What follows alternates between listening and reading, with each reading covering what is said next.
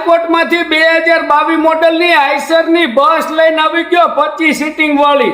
હા મારા વાલીડાઓ પાછળ ફોટામાં વિડીયોમાં દેખાતી 2022 મોડલની આઈસરની 2070 બસ આપી દેવાની, વેચી દેવાની, દઈ દેવાની। જે 2022 મોડલ છે, 25 સીટિંગનું પાર્સિંગ છે, ગાડી એસી વાળી છે અને પુશ બેક સીટ છે, ટીપટોપ કન્ડિશનમાં છે, હાથે 7 ટાયર નવા છે, 100 રનિંગ ને 1 સ્પેર બધાય નવા જેવા છે।